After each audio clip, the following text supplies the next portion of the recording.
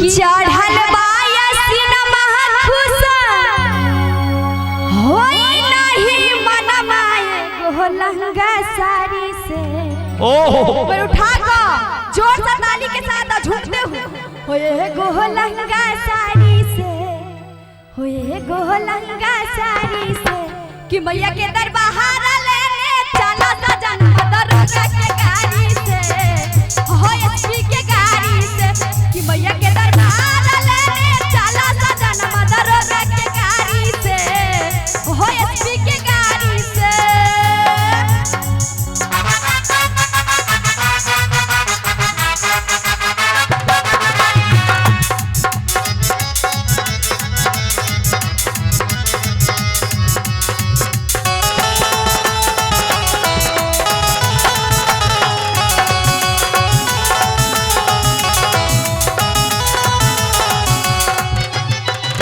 कि चढ़ल बायसिन महखुसा होई नाही मनमाए गो लहंगा साड़ी से, कि चढ़ल बायसिन महखुसा होई नाही मनमाए गो लहंगा साड़ी से, होए गो लहंगा साड़ी से कि मैया के दरबार लेने चला सजन दरबार के गाड़ी से, होए एसपी के गाड़ी से कि मैया के दरबार लेने चला सजन दरबार के गाड़ी से, होए एसपी के गाड़ी से।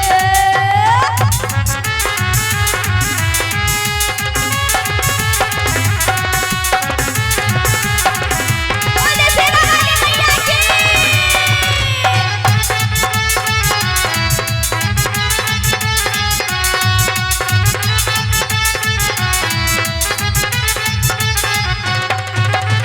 सुल्तानगंज से हम जलवा उठाई मैया मैया बोलत बोलत रहिया कट जाई। गंगागंज से हम बहुता जलवा उठाई मैया मैया बोलत बोलत रहिया कट जाई।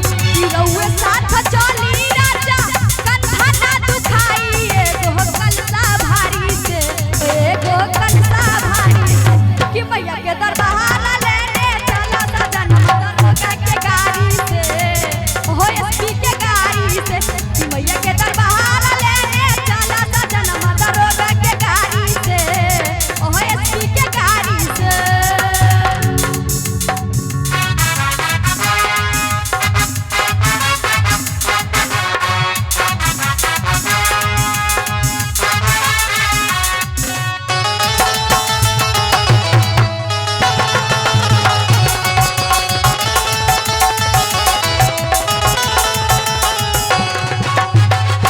सती घाट चढ़ी हम मैया लग चल जाई मैया पर हम हुना जलवा चढ़ाई। सती घाट चढ़ी हम मैया लग चल जाई मैया पर हम हुना जलवा चढ़ाई। कि रउए साथ चली राजा कंधा ना दुखाई एगो कलसा भारी से, ओ एगो कलसा भारी से कि मैया के दरबार लेने चला सजन दरबार के गाड़ी से, होए एसपी के गाड़ी से कि मैया के दरबार लेने चला सजन दरबार के गाड़ी से,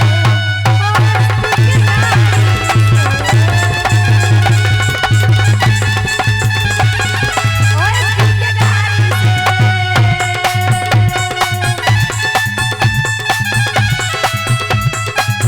ओ दरोगा के गाड़ी